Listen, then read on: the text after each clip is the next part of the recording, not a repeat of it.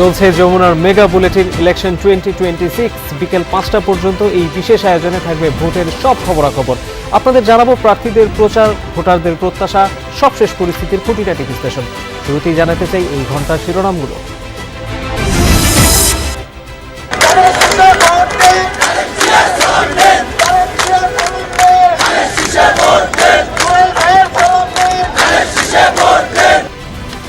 রাজধানীর ইসিবি চত্বরে বিএনপি নেতাকর্মীদের ঢল। কিছুক্ষণের মধ্যে পৌঁছাবেন চেয়ারম্যান তারেক রহমান।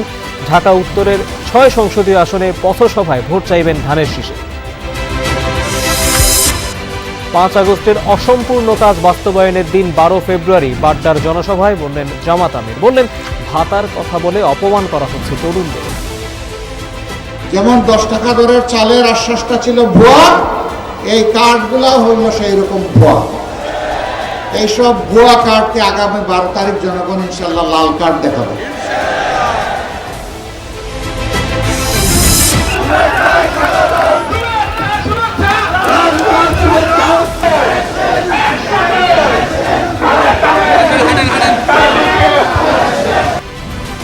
শেষ মুহূর্তের প্রচারে দম ফেলার সময় নেই প্রার্থীদের। ভোটারদের সাথে সখ্যতা করার চেষ্টা। জয় পেলে জনবান্ধব কর্মসূচি বাস্তবায়নের আশ্বাস। আদর্শের পরীক্ষায় আমরা উত্তীর্ণ আলহামদুলিল্লাহ। আশা করি যে বিপুল ভোটে আমরা বিজয়ী হব ইনশাল্লাহ। নির্বাচনী পরিবেশ নিয়ে টিআইবির উদ্বেগ। ব্যাপক হারে বেড়েছে অর্থ, ধর্ম, পেশি শক্তির ব্যবহার। গণভোট নিয়ে অযাচিত বিভ্রান্তি তৈরি করছে সরকার ও ইসি। আমাদের রাজনীতিতে পুঁজি হিসেবে কয়েকটা জিনিস আপনারা উল্লেখ করেন, লক্ষ্য করুন। অর্থ, ধর্ম, পেশি, পুরুষতন্ত্র, বরিষ্ঠতন্ত্র, এই 5টা হচ্ছে মৌলিক রাজনৈতিক পুঁজি।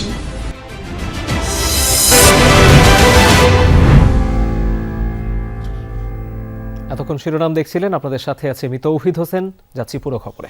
ঢাকা মহানগর উত্তরের 6টি সংসদীয় আসনে আজ নির্বাচনী পথসভায় অংশ নেবেন বিএনপি চেয়ারম্যান তারেক রহমান। ঢাকা 17 আসনে নিজ নির্বাচনী এলাকা ইসিবি চত্বরে প্রথম সভায় তিনি অংশ নেবেন। বক্তব্য রাখবেন উপস্থিত জনগণের উদ্দেশ্যে। এরপর যথাক্রমে ঢাকা 16 আসনে পল্লবী, ঢাকা 15 আসনে মিরপুর 10, ঢাকা 14 আসনে ন্যাশনাল বাংলা উচ্চ বিদ্যালয় গেট, ঢাকা 13 আসনে শ্যামলী ক্লাব মাঠ এবং ঢাকা 11 আসনে বাড্ডা সাঁতারকুলের সান ভ্যালি মাঠে একে একে অংশ নেবেন। এসব আসনে ধানের শীষে ভোট দিয়ে বিএনপি মনোনীত প্রার্থীদের বিজয়ী করার আহ্বান জানাবেন তিনি। শুনবেন এলাকাবাসীর সমস্যার কথা।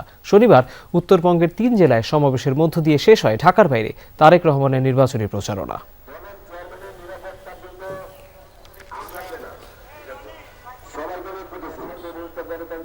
দর্শক, আরো খবর সেখানকার বিস্তারিতই জানতে চাই। রাজধানীর ইসিবি চত্বরের বিএনপির পথসভায় আছেন সহকর্মী সাইফুদ্দিন রবিন। সরাসরি তার কাছে যাচ্ছি। রবিন, পথসভায় নেতাকর্মীদের এবং সমর্থকদের উপস্থিতির কথা তো আপনি আগেই বলেছিলেন। চেয়ারম্যানের কাছে তাদের প্রত্যাশার কথাও নিশ্চয়ই আছে। একই সাথে আপনি যেখানে আছেন সেখানে তো চেয়ারম্যান নিজেই প্রার্থী। সেখানকার এলাকার মানুষের কেমন প্রত্যাশার কথা শুনতে পাচ্ছেন? প্রস্তুত আসলে ইসিবি চত্বরের মঞ্চ, অস্থায়ী এই মঞ্চে বিএনপি চেয়ারম্যান তারেক রহমান কিছুক্ষণের মধ্যে এসে যোগ দিচ্ছেন এই প্রচারণার কার্যক্রমে, অর্থাৎ ঢাকা 17 সংসদীয় আসনের প্রচারণা, যেটি তার নির্বাচনী এলাকা, যে আসন থেকে তিনি এই ত্রয়োদশ জাতীয় সংসদ নির্বাচনে অংশ নিতে যাচ্ছেন, সেই আসনেই প্রথম পথসভাটি অনুষ্ঠিত হতে যাচ্ছে। 6টি পথসভা অনুষ্ঠিত হওয়ার কথা রয়েছে আজকের দিনে। এখান থেকেই তিনি তার কর্মসূচি শুরু করতে যাচ্ছেন। কিছুক্ষণের মধ্যেই আশা করা যাচ্ছে বিএনপি চেয়ারম্যান তারেক রহমান এই পথসভাস্থলে এসে যোগ দেবেন। তার আগমনকে ঘিরে নেতাকর্মীরা, বিশেষ করে ক্যান্টনমেন্ট থানা এলাকার যেই নেতাকর্মীরা রয়েছেন, তারা জড়ো হচ্ছেন এবং এরপর পরেই তিনি যাবেন পাশেই ঢাকা 16 সংসদীয় আসনে, সেখানে পল্লবীতে মাঠে পথসভায় অংশ নেবেন। এরপর ঢাকা 14, ঢাকা 15, ঢাকা 13, 10, বেশ কয়েকটি 11 সবশেষ বেশ কয়েকটি সংসদীয় আসনেই আজকে তিনি পথসভায় অংশগ্রহণ করবেন। এবং বিএনপি চেয়ারম্যান তারেক রহমান প্রচারণার সর্বশেষ মুহূর্তটায় ঢাকায় 2 দিনের টানা প্রচারণায় অংশ নিতে যাচ্ছেন, যে প্রচারণার মধ্য দিয়ে তিনি ঢাকার সবকটি সংসদীয় আসন সহ সারা দেশে বিএনপিকে নিরঙ্কুশভাবে জয়ী করার জন্য জনগণের প্রতি আহ্বান জানাবেন। সেই সঙ্গে তুলে ধরবেন তার আগামীর পরিকল্পনা। ধানের শীষের পক্ষে ভোট দেওয়ার জন্য ভোটারদেরকে নির্দিষ্ট সময়ের মধ্যে ভোট কেন্দ্রে যাওয়ার জন্য সে আহ্বান জানাবেন যেন সজাগ সতর্ক থেকে ভোট গণনা পর্যন্ত তারা ভোট কেন্দ্রে অবস্থান গ্রহণ করেন কিংবা ভোট কেন্দ্র পাহারা দেন। ব্যাপারটা এরকমই।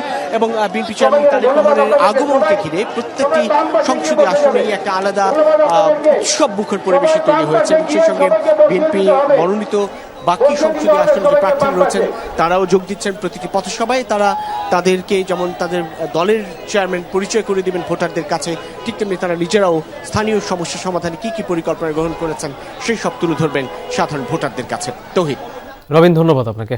গেল 15 বছর যারা কোথাও ছিলেন না তারাই ফিরে মামলা বাণিজ্য করছে। সকালে রাজধানীতে 11 দলীয় ঐক্যের জনসভায় এই মন্তব্য করেন জামায়াতের আমির ডাক্তার শফিকুর রহমান। বলেন 10 টাকার চালের আশ্বাসের মতোই ভুয়া বিএনপির ফ্যামিলি কার্ড।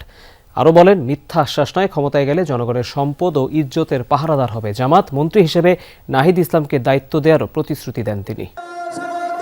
প্রচারের শেষ সময়ে 11 দলীয় ঐক্যজোটের আয়োজনে ছিল ঢাকা 11 আসনে নির্বাচনী জনসভা, যেখানে এই জোটের প্রার্থী এনসিপির আহ্বায়ক নাহিদ ইসলাম। জনসভায় যোগ দেন জামায়াতের আমির ডাক্তার শফিকুর রহমান। সকাল 9টার পর বাড্ডার ডিআইটি প্রজেক্ট খেলার মাঠে শুরু হয় কর্মসূচি। নির্ধারিত সময়ের আগেই কানায় কানায় পূর্ণ জনসভাস্থল। নারীদের উপস্থিতিও ছিল চোখে পড়ার মতো। সভায় বক্তব্য রাখেন শরীফ ওসমান হাদির বোন। দেশের জন্য আর কোনো হাদিকে যেন জীবন দিতে না হয় সে আহ্বান জানান তিনি। আমরা কি এই হত্যা আরো চেয়েছি? আমরা হত্যা বন্ধ করতে যদি চাই তবে কি করতে হবে আমাদের? সেটাই হলো এখানে নাহিদ ইসলামকে জয়যুক্ত করতে হবে। জামায়াতের আমির ছাড়াও জনসভায় যোগ দেন এনসিপির মুখপাত্র আসিফ মাহমুদ সজীব ভূঁইয়া, বাংলাদেশ খেলাফত মজলিসের আমির মাওলানা মামুনুল হক সহ জোটের অন্যান্য নেতারা। 12 ফেব্রুয়ারি 11 দলীয় জোটকে বিজয়ী করতে ভোটারদের ঐক্যবদ্ধ হওয়ার আহ্বান জানান তারা। আপনাদেরকে সিদ্ধান্ত নিতে হবে, আপনাদেরকে রায় দিতে হবে। গণতন্ত্রের পক্ষে, ইনসাফের পক্ষে, ন্যায়ের পক্ষে, আপনাদের মুক্তির পক্ষে আপনাদেরকে এমন নেতৃত্ব বেছে নিতে হবে যারা আপনাদেরকে নতুন বাংলাদেশ উপহার দিবে। গণভোটে নির্ভীক চিত্তে, অকুণ্ঠ চিত্তে, স্বতঃস্ফূর্তভাবে গোটা বাংলাকে নিরঙ্কুশভাবে বিজয়ী করতে হবে ইনশাআল্লাহ। এ সময় ঢাকা 11 আসনের সমস্যা সংকটের কথা তুলে ধরেন নাহিদ ইসলাম। বলেন জুলাইতে ঢাকা 11 আসন তাকে আশ্রয় দিয়েছে, সেই ঋণ তিনি সংসদে গিয়ে পরিশোধ করতে চান। এই অঞ্চলের অর্থনৈতিক বৈষম্য আমরা দূর করব ইনশাআল্লাহ। এই অঞ্চলের নাগরিক সুবিধা আমরা নিশ্চিত করব। যে সকল মানুষ ভূমি হারিয়েছে তাদের ভূমি আমরা ফিরিয়ে দেওয়ার ব্যবস্থা করব, নতুবা তাদেরকে আমরা ন্যায্য মূল্য পাইয়ে দেওয়ার ব্যবস্থা করব। এই ভূমিদস্যুদের সিন্ডিকেট ঢাকা 11 থেকে আমরা চিরতরে নির্মূল করব ইনশাআল্লাহ। প্রধান অতিথির বক্তব্যে জামায়াতের আমির ডাক্তার শফিকুর রহমান বলেন 10 টাকা চালের আশ্বাসের মতোই ভুয়া বিএনপির ফ্যামিলি কার্ড। 10 টাকা শের ধরে চালকে এখনো পেটের ভিতর গরম রয়েছে, ফাঁপা যায়নি। এখন আবার নতুন করে এই কার্ড সেই কার্ড, গাঁটে গাঁটে কার্ড, এই সব কার্ড হইল ভুয়া কার্ড। যেমন 10 টাকা দরের চালের আশ্বাসটা ছিল ভুয়া, এই কার্ডগুলা হইল সেই রকম ভুয়া। এইসব ভুয়া কার্ডকে আগামী 12 তারিখ জনগণ ইনশাল্লাহ লাল কার্ড দেখাবে। তিনি আরো বলেন 15.5 বছর যারা কোথাও ছিল না তারাই এখন ফিরে এসে মামলা বাণিজ্য আর চাঁদাবাজি করছে। ভোটে জনগণ এবার তাদের লাল কার্ড দেখাবে। এই 15.5 বছর যারা বাংলাদেশের মাটিতে ছিলেন না, পালিয়ে গিয়ে অন্য কোনো জায়গায় নিরাপদ আশ্রয় গ্রহণ করেছিলেন, ফিরে এসে তারাই সেই মামলা বাণিজ্য করছে। আমরা কি আমাদের সন্তানদেরকে বুকে নিয়ে জুলাই মাসে এই জন্য লড়াই করেছিলাম যে এখানে পুরাতন চাঁদাবাজের বদলে নতুন চাঁদাবাজের জন্ম হবে, মামলাবাজের জন্ম হবে, ভূমি দখলবাজের জন্ম হবে, ভূমি দস্যুদের জন্ম হবে। এই জন্য তো আমরা এই লড়াই করিনি, আমরা লড়াই করেছিলাম যে এখানে পুরাতন চাঁদাবাজের বদলে নতুন চাঁদাবাজের জন্ম হবে, মামলাবাজের জন্ম হবে, ভূমি দখলবাজের জন্ম হবে, ভূমি দস্যুদের জন্ম হবে। এই জন্য তো আমরা এই লড়াই করিনি, আমাদের সন্তানেরা এই লড়াই করিনি। 11 দলীয় ঐক্যজোট ক্ষমতায় গেলে নাহিদ ইসলামকে মন্ত্রী করার প্রতিশ্রুতি দেন জামায়াতের আমির। ফয়সাল মাহমুদ, যমুনা নিউজ, ঢাকা। রাজধানীতে গণসংযোগের খবরাখবর রাখছেন আমাদের সহকর্মীরা। শুরুতেই যেতে চাই রাজধানীর মতিঝিলের আরামবাগ এলাকায়, সেখানে আছেন আমাদের সহকর্মী রাশেদ নিজাম। রাশেদ, আপনি ভোট নিয়ে বাণিজ্যিক এলাকার খবরের আগেও আপনি বলছিলেন যে এক ধরনের ব্যবসায়ীদের ভিতরে কর্মচাঞ্চল্য রয়েছে। এখন আপনি আরামবাগে আছেন, সেখানে সব ধরনের মানুষই রয়েছে। তারা কি দেখতে পাচ্ছেন বলে বলছেন? বিশেষ করে ভোটারদের এবারে নির্বাচন নিয়ে কতটা আগ্রহ দেখছেন আপনি? তহিদ, আমি এই মতিঝিলের আরামবাগ নরডেম কলেজের সামনে থেকে ফকিরাপুর পর্যন্ত বাজার এলাকায় এই বেশি কিছুক্ষণ ঘুরেছি এবং এখানে ব্যবসায়ীদের সাথে কথা বলেছি। ব্যবসায়ীরা এখানে যে বিষয়টি আমাদের জানালেন, ভোটাররা যে রাস্তাঘাটের যে অবস্থা, এখানে যানজট থাকে, এই বিষয়গুলো যেন আগামী যিনি এমপি তিনি যেন সমাধান করেন। কারণ এর আগে আপনি যেমনটি বলছিলেন, আমরা লালবাগ এলাকায় গিয়েছিলাম, আমরা পুরান ঢাকার বিভিন্ন এলাকায় ঘুরেছি। তো এখন আমরা কথা বলতে চাই এই এলাকার যিনি বিএনপি মনোনীত প্রার্থী রয়েছেন জনাব মির্জা আব্বাস। তিনি এই এলাকা থেকে বেশ কয়েকবার এমপি নির্বাচিত ছিলেন এবং তিনি কিছুক্ষণ আগেই আমাদের সাথে একবার কথা বলেছেন। আমরা আবারও তার সাথে কথা বলতে চাই। ইনি বেশ কয়েকদিন ব্যবসায়ীর সাথেও কথা বলেছেন, এখানকার রাস্তাঘাট সম্পর্কে আমাদের সাথে মন্তব্য করেছেন। জনাব মির্জা আব্বাস, আপনি তো এই এলাকায় বেশ কিছুবার নির্বাচিত সংসদ সদস্য ছিলেন, মন্ত্রীও ছিলেন, মেয়র ছিলেন, কি অবস্থা দেখলেন? রাস্তাঘাটের অবস্থা কি আসলে?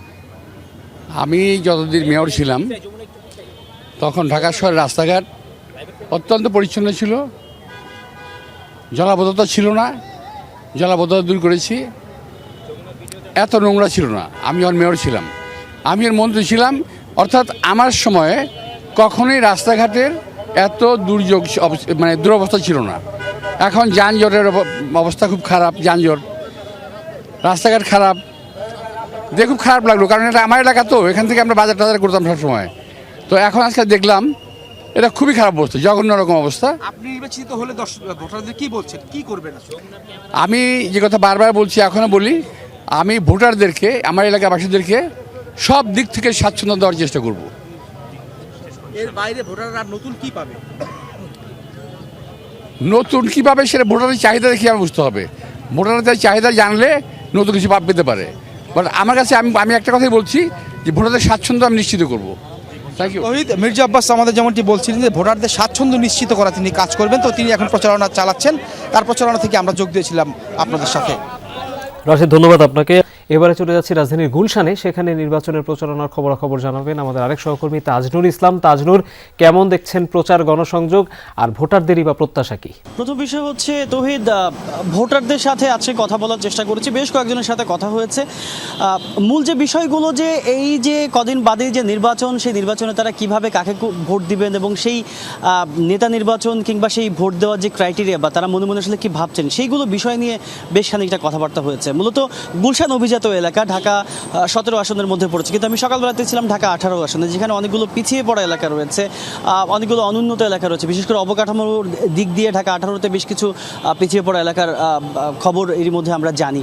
সেই জায়গা থেকে এই যে যোগাযোগ থেকে বিচ্ছিন্ন এলাকা কিংবা যেখানে রাস্তাঘাট কিংবা অবকাঠামো যে উন্নয়নগুলো বহু বছর ধরে এক ধরনের নাজুক অবস্থার মধ্যে রয়েছে, সেখানে কিন্তু প্রার্থীদের অনেক বেশি পরিমাণে অঙ্গীকার করা লাগছে এবং ভোটারদের কাছে যখনই তারা যাচ্ছেন, তারা মূলত এই প্রশ্নগুলোর মুখেই পড়ছেন। এবং যারা ভোটার, যারা এবার ভোট দিবেন, তারাও কিন্তু সেই নেতা নির্বাচনের ক্ষেত্রে কিংবা ভোট দেওয়ার ক্ষেত্রে সেই বিষয়গুলোই মাথায় রাখার কথা বলছেন। বিশেষ করে ঘুরে ফিরে সবচেয়ে কমন কিংবা সবচেয়ে গড়পড়তা যে অভিযোগগুলো আসছে, যে ব্যবসায়ীদেরকে যেই চাঁদা দিতে হচ্ছে কিংবা বিভিন্ন জায়গাতে যেই সন্ত্রাসী বিভিন্ন কর্মকাণ্ড, কিশোর গ্যাংয়ের যে উৎপাত বিভিন্ন এলাকায়, সেই সমস্ত বিষয়গুলোতে কিভাবে করে প্রার্থীরা পরবর্তী সময়ে কিংবা নেতা নির্বাচন হবার পরে কী রকম কর্মপরিকল্পনা গ্রহণ করবেন, সেই বিষয়গুলো নিয়ে ভোটারদের মধ্যে ব্যাপক রকমের আগ্রহ রয়েছে এবং সেই বিষয়গুলো বারবার করে বলা হচ্ছে।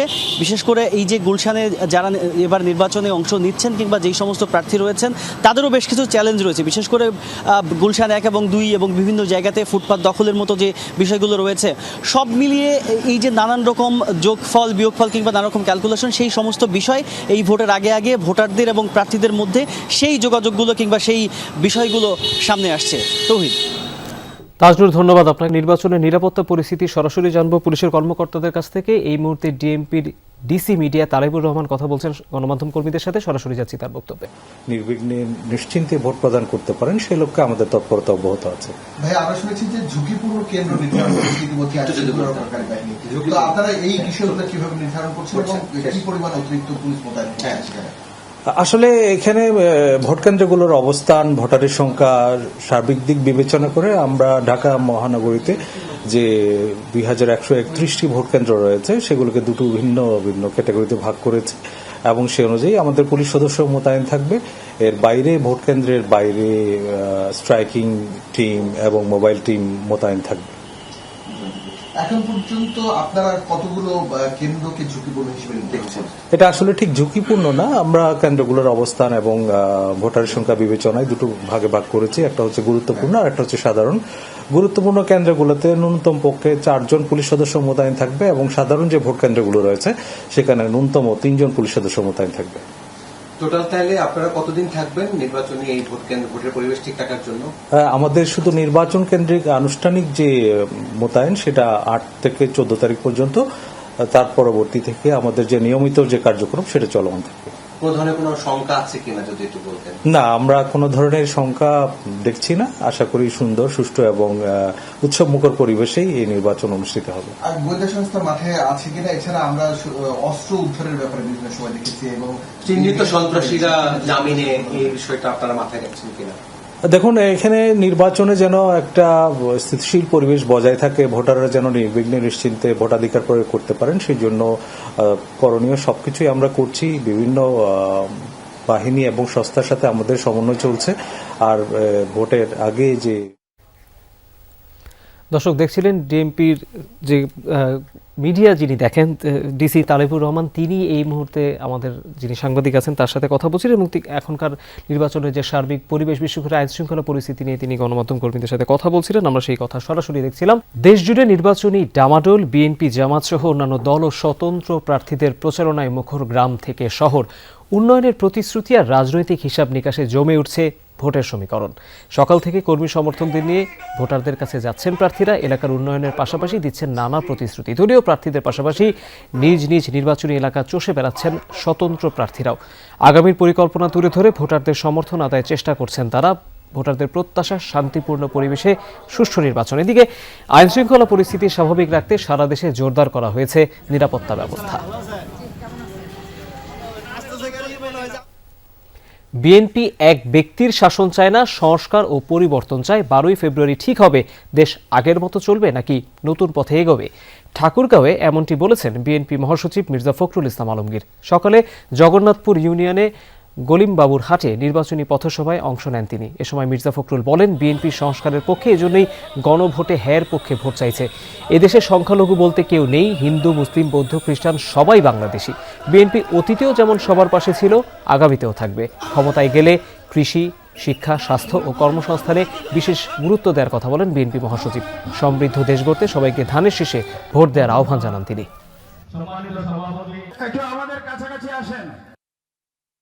আর মাত্র 3টা দিন, এই 3টা দিনের উপরে সিদ্ধান্ত হবে যে এই বাংলাদেশটা কি আগের মতো চলবে নাকি নতুন করে সুন্দরভাবে চলবে।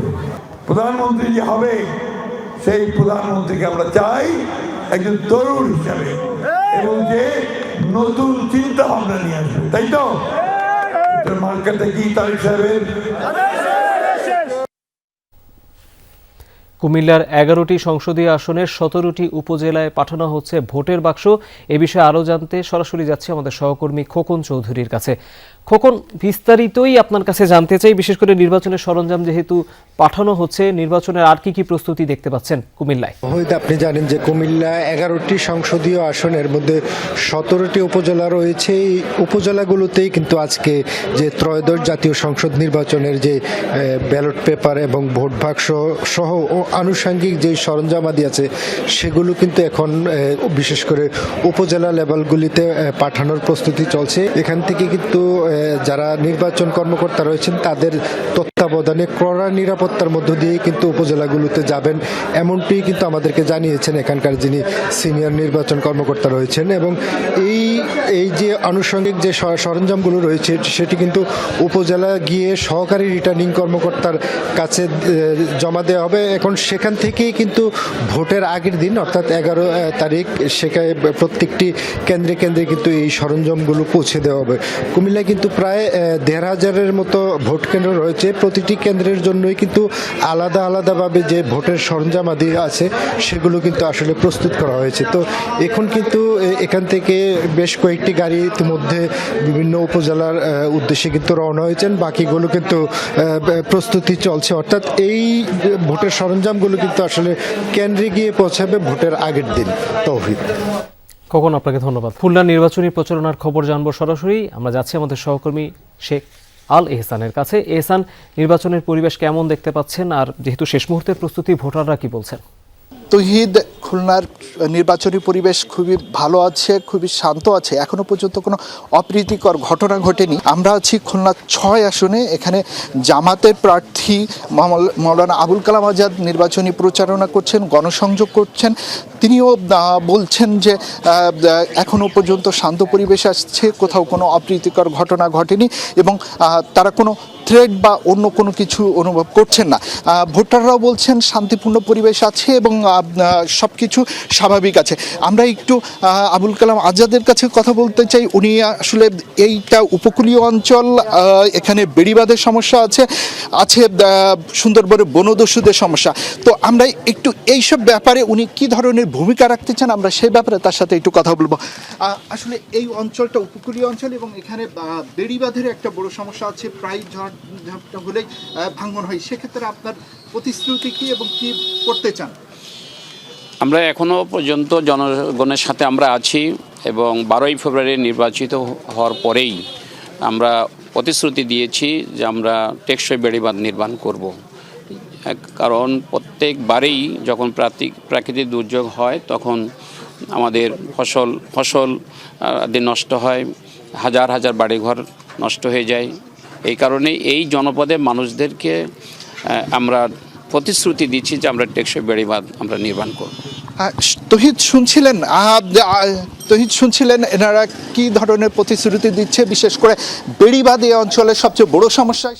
এহসান, ধন্যবাদ আপনাকে, আপনি বেশ কিছু তথ্য জানালেন, আমরা প্রার্থীর কথা শুনতে পেলাম। ধন্যবাদ। সকাল থেকেই জমজমাট নির্বাচনী প্রচারের মাঠ। উত্তরা 10 নম্বর সেক্টরে গণসংযোগ করেছেন ঢাকা 18 আসনে ধানের শীষের প্রার্থী এস.এম. জাহাঙ্গীর হোসেন। সকাল 10:30 থেকে প্রচারণা শুরু করেন তিনি। হেঁটে হেঁটে ভোটারদের সাথে কথা বলেন, শোনেন নানা সমস্যার কথা। গণমাধ্যমকে তিনি বলেছেন মাদক ও কিশোর গ্যাং সহ বিভিন্ন অভিযোগের ব্যাপারে তিনি জেনেছেন। জয়ী হলে এসবের বিরুদ্ধে জোরালো ব্যবস্থা নেওয়া হবে। শাপলাকলির প্রার্থীর প্রচারণায় বাধা দেওয়ার অভিযোগ প্রসঙ্গে এস.এম. জাহাঙ্গীর বলেন, যথেষ্ট সৌহার্দ্যপূর্ণ পরিবেশে নির্বাচনী কার্যক্রম চলছে, প্রচারণায় বাধা দেওয়ার অভিযোগ সঠিক নয়। এই আসনে পিছিয়ে পড়া এলাকাগুলোতে বাড়তি মনোযোগ দেওয়ার কথাও জানান বিএনপির এই প্রার্থী। আমরা কোনো নালিশে বিশ্বাসী না, আমরা কোনো অভিযোগে বিশ্বাসী না। হ্যাঁ, তবে যদি অভিযোগ করার মতো কিছু ঘটে অবশ্যই আপনারা অভিযোগ করবেন, কিন্তু এগুলো ভয় থেকে আগামী 12 তারিখে নির্বাচনে হেরে যাবে, জনগণ তাদের পক্ষে কাজ করতেছে না, জনগণ তাদের সায় দিচ্ছে না, সেটা তো আর বিএনপির অপরাধ না। যার যার দল, যার যার জোট নিয়ে তাকে এগিয়ে যেতে হবে। দর্শক, আমরা বগুড়া নির্বাচনী প্রচারণার খবর জানতে চাই। সরাসরি যাচ্ছি আমাদের সহকর্মী মেহেরুল সুজনের কাছে। সুজন, বগুড়াতে কি অবস্থা, ভোটারদের প্রস্তুতি কেমন দেখতে পাচ্ছেন, প্রতিশ্রুতি কি দিচ্ছেন তারা ভোটারদেরকে, আর যারা নির্বাচনের পরিবেশ সম্পর্কে যারা আইনশৃঙ্খলা পরিস্থিতি দেখছেন তারা কি বলছেন? নির্বাচনের যে পরিবেশ, আমরা প্রচারণা যখন শুরু হয়েছে 22 জানুয়ারি থেকে, তখন থেকে কিন্তু দেখছি যে এখন পর্যন্ত বগুড়ার যে 7টি সংসদীয় আসন রয়েছে, নির্বাচনী এলাকা রয়েছে, সেই নির্বাচনী এলাকায় কিন্তু এখন পর্যন্ত আমরা আইনশৃঙ্খলা পরিস্থিতির কোনো ধরনের অবনতি দেখিনি এবং আমরা সব ক্ষেত্রেই দেখেছি যে প্রার্থীরা যারা রয়েছেন 34 জন প্রার্থী, তারা কিন্তু তাদের যে নির্বাচনী আসন, সেই আসনগুলোতে কিন্তু তারা প্রতিদিন প্রচারণা চালিয়ে এখন পর্যন্ত আইন শৃঙ্খলা বিঘ্ন হবার মতো ঘটনা দেখিনি। তবে ভোটারদের ভিতরে আমরা যখন ভোটারদের সঙ্গে কথা বলেছি তখন কিন্তু ভোটাররা বলেছেন যে বিগত যে সময়গুলো রয়েছে সেই সময়গুলোতে তারা কিন্তু ভোট দেওয়ার সুযোগ পাননি, ভোট কেন্দ্রগুলোতে বিশৃঙ্খলা হয়েছে, নানান ধরনের অনিয়ম হয়েছে, কারচুপির বিষয় হয়েছে। এই জায়গাগুলো এইবার যাতে না থাকে, ভোটাররা কিন্তু সেই জায়গাটি বারবারই তাদের প্রত্যাশার জায়গা থেকে বলেছেন। এবং আইন শৃঙ্খলা বাহিনীর সঙ্গে আমরা কথা বলেছি, বগুড়ায় কিন্তু 7টি সংসদীয় আসনের জন্য পুলিশ, বিজিবির পাশাপাশি সেনা টহল সেটিও কিন্তু শুরু হয়ে গেছে এবং প্রত্যেকটি আসনে কিন্তু যেটি হয়েছে যে সবগুলো প্রার্থী এখন প্রচারণায় কিন্তু তারা বেশ ব্যস্ত সময় কাটাচ্ছেন, যেহেতু আগামীকালই এই নির্বাচনের প্রচারণা শেষ হয়ে যাচ্ছে। সেক্ষেত্রে বলা যায় যে সব কিছু মিলিয়ে বগুড়ার সবগুলো সংসদীয় আসনে কিন্তু এই মুহূর্তে প্রচারণায় ব্যস্ত রয়েছেন প্রার্থী এবং তাদের সমর্থকরা। নিঃসন্দেহে ব্যস্ততা থাকারই কথা। ধন্যবাদ সুজন আপনাকে। নির্বাচন ঘিরে ক্রমেই বাড়ছে সহিংসতা, ব্যাপকভাবে বেড়েছে অর্থ, ধর্ম ও পেশি শক্তির ব্যবহার। দুপুরে সংবাদ সম্মেলনে একথা বলেছেন ট্রান্সপারেন্সি ইন্টারন্যাশনাল বাংলাদেশ টিআইবি নির্বাহী পরিচালক ডক্টর ইফতেখারুজ্জামান। প্রার্থীরা নির্বাচনী ব্যয়সীমা মানছেন না এমন অভিযোগ করেন তিনি। বলেন, অনলাইন অফলাইন সহ প্রচারণা নির্বাচনের প্রতিটি স্তরে প্রার্থীরা আচরণবিধি ব্যাপকভাবে লঙ্ঘন করছেন। অবাধ সুষ্ঠু নির্বাচন আয়োজনে নির্বাচন কমিশনের ঘাটতি দৃশ্যমান। গণভোট নিয়ে টিএবির পর্যবেক্ষণ নিয়ে তিনি জানান, নির্বাচন কমিশনের নির্দেশনায় নির্বাচন ও গণভোটকে সমার্থক হিসেবে বিবেচনা করা হচ্ছে, যা প্রশ্নবিদ্ধ। গণভোট নিয়ে সরকার ও নির্বাচন কমিশন অযাচিত বিভ্রান্তি তৈরি করছে বলেও মনে করে টিআইবি। জানান, টিআইবি গণভোটে হ্যাঁ এর পক্ষে। নির্বাচন কমিশন অনলাইন অংশীদারের মধ্যে ক্রমবর্ধমানভাবে প্রয়াস আছে নিঃসন্দেহে, বিশেষ করে রাজনৈতিক সংঘাত এবং নির্বাচনে আচরণবিধির লঙ্ঘন এবং অনিয়ম অসুস্থ প্রতিযোগিতা প্রতিরোধে নির্বাচন কমিশনের উপরে যে আরোপিত দায়িত্ব, সেটি কার্যকর প্রয়োগের ক্ষেত্রে দৃশ্যমান অনেক ক্ষেত্রেই ঘাটতি দেখা যাচ্ছে। তার পেছনে অবশ্য মূল চালিকা শক্তি হচ্ছে রাজনৈতিক দল।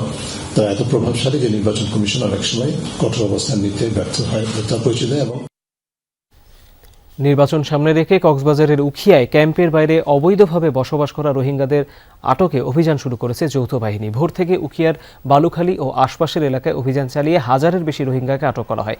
এসব তথ্য নিশ্চিত করে সেনাবাহিনী জানায়, ওই এলাকায় যৌথ বাহিনীর অভিযান এখনও চলছে। এর আগে চট্টগ্রামের দোহাজারি এলাকা থেকে কয়েক দফায় ৩ শতাধিক রোহিঙ্গাকে আটক করে ক্যাম্পে ফেরত পাঠায় যৌথ বাহিনী।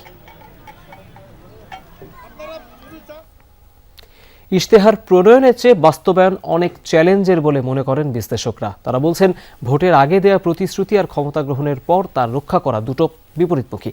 রাজনৈতিক ও অর্থনৈতিক স্থিতিশীলতা না থাকলে ইশতেহারের অধিকাংশই বাস্তবায়ন সম্ভব হয় না। তারা এমনটিও বলছেন। আরও বলছেন, অতীতের তুলনায় এবার ক্ষমতাসীনদের চাপ আরও বেশি। অভ্যন্তরীণ সংকট মোকাবেলার পাশাপাশি আন্তর্জাতিক পরিমণ্ডলে দেশের অবস্থান শক্ত করা বাড়তি চ্যালেঞ্জ।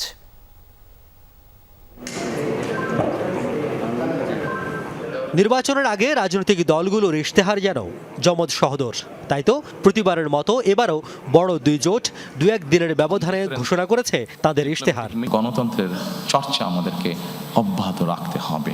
মোটা দাগে বড় দুই জোটের ইশতেহারে গুরুত্ব পেয়েছে কর্মসংস্থান, দুর্নীতির বিরুদ্ধে শূন্য সহিষ্ণুতা, অর্থনীতির শক্ত ভিত তৈরির মাধ্যমে জবাবদিহিমূলক ও ইনসাফি ভিত্তিক রাষ্ট্র ব্যবস্থা প্রতিষ্ঠা। মানবিক বাংলাদেশ চাই, একটি নিরাপদ বাংলাদেশ চাই। আগামী সরকারের বড় চ্যালেঞ্জ অর্থনীতি পুনর্গঠন, বিশেষ করে কৃষি ভিত্তিক অর্থনীতির গতিশীলতা বৃদ্ধির সঙ্গে রপ্তানি ও বিনিয়োগ বাড়াতে না পারলে কর্মসংস্থান সহ বাকি চ্যালেঞ্জ উত্তরণে পিছিয়ে পড়বে সরকার। কৃষি পণ্যগুলোর জন্য যেন আমাদের বিদেশের উপরে নির্ভরতা কমিয়ে আনাই হচ্ছে সবচেয়ে গুরুত্বপূর্ণ জায়গা, যেটা কৃষিতে।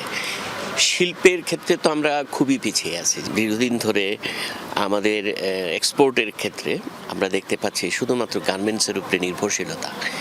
এখন এই নির্ভরশীলতা কমানোর ক্ষেত্রে কিছু কিছু দৃষ্টিভঙ্গি ইশতেহারগুলোতে আছে। দুর্নীতি প্রতিরোধ সরকারের জন্য বড় চ্যালেঞ্জ মনে করেন এই বিশ্লেষক। বলছেন, এই ব্যাপারে দলীয় চেইন অব কমান্ড ও ক্ষমতাসীন দলের নেতাকর্মীদের আচরণের উপর নির্ভর করবে দুর্নীতি বিরোধী অবস্থানের সাফল্য। দুর্নীতি আমাদের জাতীয় আয়ের একটা বড় অংশই খেয়ে ফেলে আর কি, তাই না? সুতরাং বাংলাদেশে এখন দুর্নীতি প্রায় সর্ব সেক্টরেই নানানভাবে বিস্তৃত। বিএনপি বলছে যে তারা দুর্নীতিকে সর্বোচ্চ প্রায়োরিটি দেবে, কোনো সন্দেহ নেই। কিন্তু বিএনপিকে এই কথাটা বলতে হবে যে কথাটা জামাত বলছে, যে আমরা নিজে দুর্নীতি করব না এবং কাউকে দুর্নীতি করতেও দেবে না। এই যে কথাটা, এটা আসলে একজন জাতীয় নেতার মুখ থেকে আসা উচিত বলে আমি মনে করি। তাহলে মানুষ তাকে মূল্যায়ন করবে। ক্ষমতা গ্রহণের সঙ্গে সঙ্গে যদি একলা চলনীতি মনোভাব শুরু হয়, তবে দেশে আবারও বিপর্যয় নামবে বলে মনে করেন এই বিশ্লেষক। যে কোনো অঙ্গীকার করা যায়, কিন্তু যদি আমরা বাস্তবায়নের রূপরেখা যদি তৈরি করে আমরা যদি মানুষের কাছে উত্থাপন না করি এবং এটা যদি আমরা অনুসরণ না করি এবং সত্যিকার অর্থে বাস্তবায়ন না করি, তাহলে এটা নিতান্তই কথার ফলজুরি এবং এতে কারোই কোনো লাভ হয় না, এটা কোনো ইতিবাচক ফলাফল নিয়ে আসে না। তাই বাস্তবায়নই মূল কথা। বিশ্লেষকরা বলছেন, দুই জোটের ইশতেহারে আশা জাগা নিয়ে অনেক প্রতিশ্রুতি আছে বটে, তবে বাস্তবায়ন নিয়ে সুখস্মৃতি নেই অতীতে। 2011 সালেই আমাদের প্রয়াত বিচারপতি, সর্বজনশ্রদ্ধেয় বিচারপতি হাবিবুর রহমান বলেছেন যে দেশটা বাজিকরদের আছে, অর্থাৎ টেন্ডারবাজি, চাঁদাবাজি, দলবাজি ইত্যাদি যে তারা নির্মূল করবে বলেছে, তার পরিবর্তে ওরাই দেশ পরিচালনা করছে। তো এইরকম আমাদের দলগুলো সুন্দর সুন্দর কথা বলে এবং যেগুলো মানুষের কাছে আকর্ষণীয় এবং এগুলো করে তারা জনগণের ভোট পাওয়ার চেষ্টা করে, ভোট পায়, ভোট নেয়, ভোট নিয়ে এরপরে তারা এগুলো ভুলে যায়। হাতে গোনা কদিন পরে নির্বাচন, তারপর ক্ষমতার পালাবদল। সেই পালাবদলে সাধারণের ভাগ্য কতটা বদলে যায় তা জনগণকেই নজর রাখার পরামর্শ বিশ্লেষকদের। বিশ্লেষকরা বলছেন, নির্বাচনের আগে জনগণের ভোটের জন্য রাজনৈতিক দলগুলো ইশতেহারে যে পরিমাণ গুরুত্ব দেন, ক্ষমতা যাওয়ার পর আর সেই গুরুত্ব থাকে না। তবে এবার যেহেতু পরিবর্তিত পরিস্থিতিতে নির্বাচন হচ্ছে, সে নির্বাচনে যারা ক্ষমতা যাবেন তারা অন্তত তাদের দেওয়া ইশতেহার বা প্রতিশ্রুতির সিংহভাগ বাস্তবায়ন করবেন, সে প্রত্যাশা সাধারণের। রিয়াজ রায়হান, যমুনা নিউজ, ঢাকা। যমুনার ডিসমিস ল্যাব সিচুয়েশন রুমে নিয়ে যেতে চাই আপনাদেরকে সরাসরি, সেখান থেকে জানতে চাই ফ্যাক্ট চেকিং এর সবশেষ তথ্য। আমাদের সহকর্মী আহমেদ রেজা সেখানে আছেন, সরাসরি চলে যাচ্ছি তার কাছে। রেজা। পাপন, আপনাকে ধন্যবাদ। দর্শক আমন্ত্রণ যমুনা টেলিভিশন এবং ডিসমিস ল্যাবের বিশেষ আয়োজন নির্বাচন নিয়ে, অর্থাৎ গুজব এবং অপতথ্য প্রতিরোধে আমাদের বিশেষ আয়োজন সিচুয়েশন রুম থেকে আপনাদের স্বাগত জানাচ্ছি।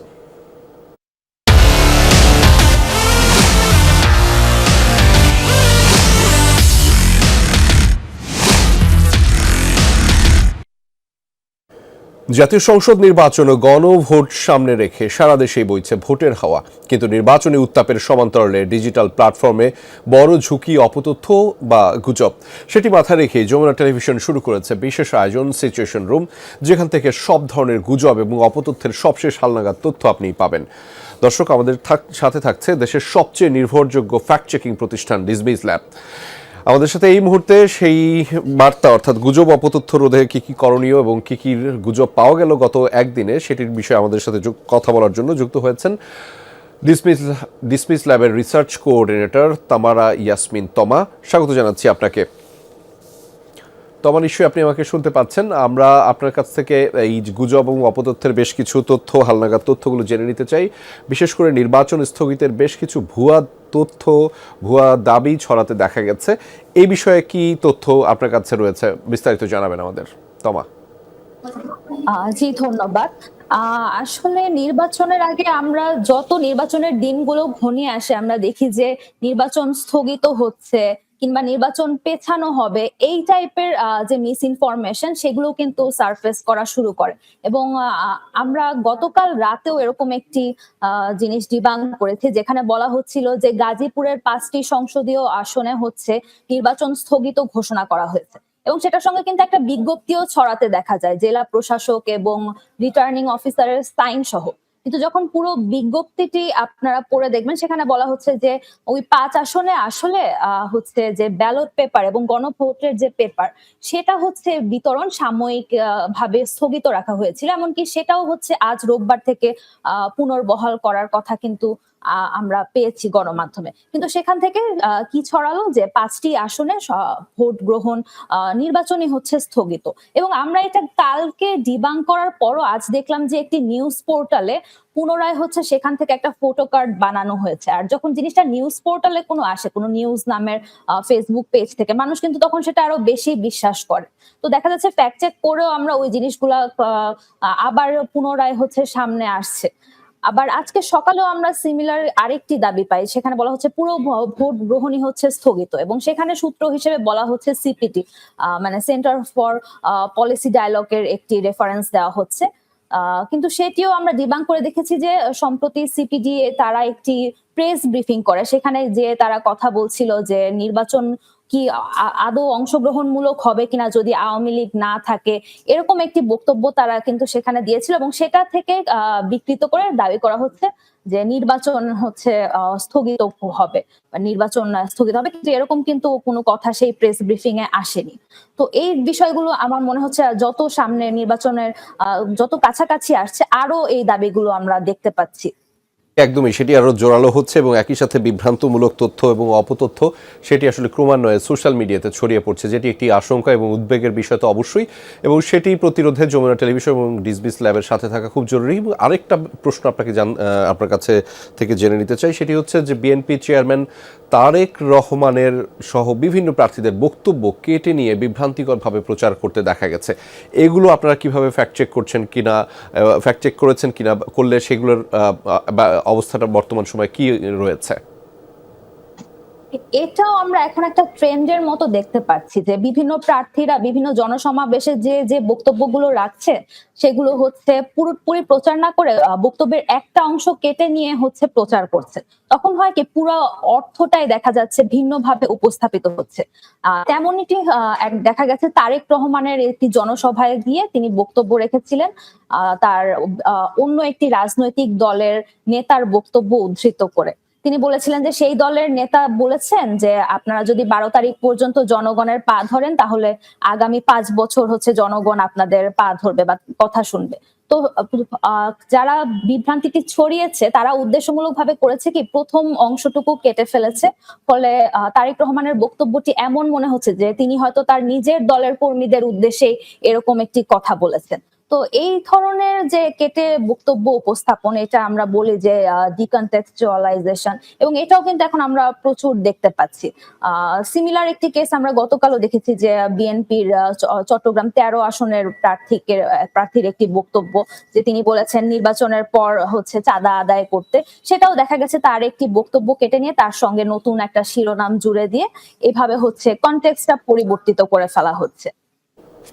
সেই খবর দেখছি যেটি ডিসইনফরমেশন এবং ম্যাল ইনফরমেশনের বেশ কয়েকটি উপকরণও আপনাদের মাধ্যমে কাউন্টার দেওয়া হচ্ছে, ডিবাঙ্কিং করা হচ্ছে। ধন্যবাদ তোমা আমাদের সাথে যুক্ত হওয়ার জন্য। আপনার মাধ্যমে দর্শকরা জানতে পারলেন এই সমস্ত অপতথ্যগুলো কিভাবে রক্ষা হচ্ছে এবং সেটি থেকে কিভাবে নিজেদেরকে সতর্ক রাখা দরকার। দর্শক, এই মুহূর্তে ফিরে যাচ্ছি ইলেকশন 2026-এর সহকর্মী তৌহিদ হোসেনের কাছে। রেজা, অনেক ধন্যবাদ আপনাকে। আমরা বেশ কিছু ফ্যাক্ট চেকিংয়ের আপডেটও জানলাম, যেগুলো নিয়ে মানুষের মনে বিভ্রান্তি রয়েছে। দর্শক, এই ছিল ইলেকশন 2026-এর এই ঘন্টার আয়োজনে। পরের ঘন্টার খবরাখবর এবং সেসবের শিরোনাম নিয়ে ফিরবেন সহকর্মী সোহা খন্দকার। আমাদের সাথেই থাকুন।